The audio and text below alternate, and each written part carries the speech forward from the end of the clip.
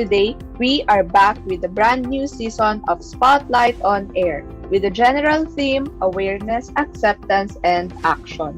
We know it's a long journey to change the educational system we have now here in the Philippines, but if given a chance to spearhead a program to somehow spark this change, do you have a specific program in mind? If I will develop a program, it will be the triangulation of the training of parents, of teachers, and of government officials. So you're hitting also not only the lives of the students, but also the people who could support them outside of the world. Like what we always say as SPED teachers, we need continuity and similarity when it comes to approaches with our students. Kasi pag may isa dyan na hindi sumunod sa protocol or sa ginagawa mong behavioral plan, wala, sira na. Kaya napakahalaga ng open communication within our team. And this kind of approach, I think, of partnerships, this is actually an approach in special education called the diverse or multidisciplinary team, na each one of us has a voice in the team, especially when we talk about the case. And it helps a lot because we can see or we can hear different perspectives about the students. We evaluate and know if the child is ready for school through our observations, the progress reports that we make, and the recommendations from the multidisciplinary team. So like, for example, nag-recommend na ang developmental pediatrician that the child is ready for school. So we also consider that. But, di ba you ask what skills, no, we need to look for? So I evaluate first the work behaviors. Can the child attend, focus, and wait? Next is the self-regulation of the child. Can he or she maintain or change his or her behavior, the emotions and activity levels? Can they match their activity levels to the task or situation? Their emotions, emotional regulation skills. Can they perceive, understand, and regulate emotions? Language skills, both receptive and expressive language. So for the receptive, can they understand instructions? Verbal and written instructions. So expressive skills, can he or she communicate his wants, needs, and even communicate to his friends?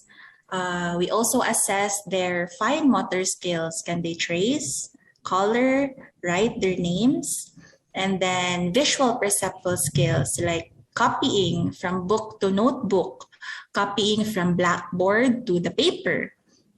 Also their independence, because di ba when you're in school, when you want to go to the bathroom, you have to be independent. You should know where the bathroom is, how to clean up after peeing and wash your hands, like that. You have to know also how to pack and unpack your things. And then for kids na medyo higher na ang grades, you should assess their higher cognitive skills. Do they know how to reason out, make decisions, make judgments? And then their social interaction skills also. Can they engage in meaningful interaction with other people or show mga appropriate social behavior? And of course, their sensory integration, because most of the kids with autism, they have sensory issues. So do they know how to calm themselves when they are having tantrums or when they are overstimulated? So those are some of the skills that I take into consideration before I can say or I can recommend for the child to be in school or in a SPED class. How do you implement accommodations for people with disabilities? Have you made your physical and virtual workplaces accessible in any way before disabled hiree arrives? Yes, when we first set up 𝘚𝘵𝘢𝑥 Burgers, the first thing that really came up in our plan was really to hire people with disabilities. And long before we started getting employees, we analyze certain areas in the workplace as to where we are going to hire a specific disability or a specific employee, and match him or her to where she or he can function and be productive. Say for example, when we had employees who are polio survivors or amputees, so definitely they have a hard time in terms of moving around. So we decided, okay, let's put them in the front desk or in the customer service area, so that they don't have to move around. They just have to sit down, check on the orders online, and entertain our customers, those who will be walking in, without even moving around. Or for example, maybe we can our deaf employees could be best placed in the assembly line, because they don't have to really it's non-verbal. Most of the time it's purely assembly, packing, and checking on the orders. Or for example, we put our deaf employees in the grilling area. They're quite visual, so it's easy for them to maneuver. And then we also recognize that our employees are quite visual by nature because of being deaf. So we develop lighting system to call their attention, or to enhance our communication in the workplace.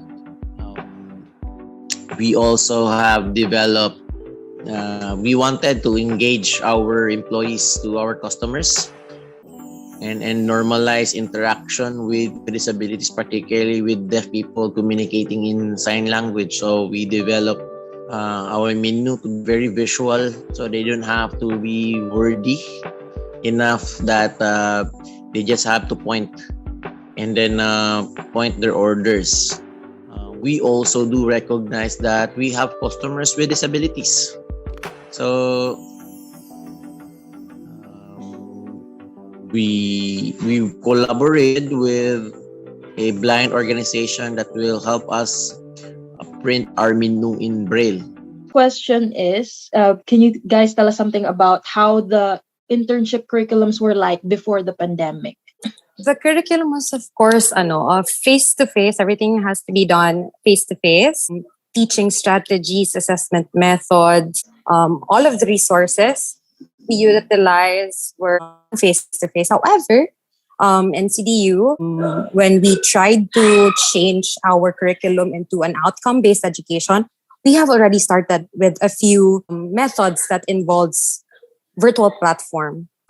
We have given students the opportunity for self-directed learning. So that's how I remember the curriculum back then. In Southwestern, we have our unique curriculum. Among all the other universities, the internship usually happens on the last year, right?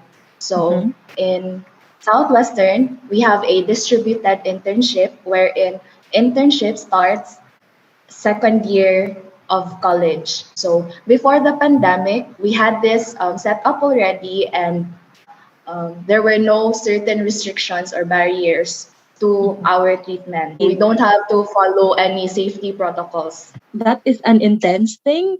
I haven't heard of a distributed internship before, so I can't imagine what life would have been if I was in second year college and then starting already my internship.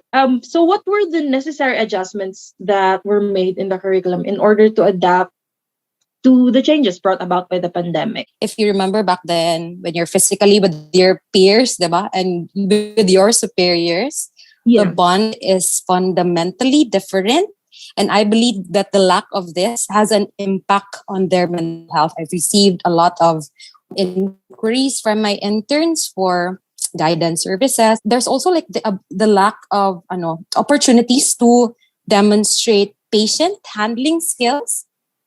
And it was also influenced during the switch to online internship. So what we did in preparation for that, we had to prepare refresher courses. We also had to reduce the number of patients. We were used to having 8 patients a day, but now we had to reduce it because it's, a switch to teletherapy. As we concluded our internship, we tried to organize an enhancement fieldwork training program at the end of internship, wherein we do demonstration like face-to-face. And then at the end, we really had to customize the outcomes of the fieldwork training program, especially related to the present, resources that we have.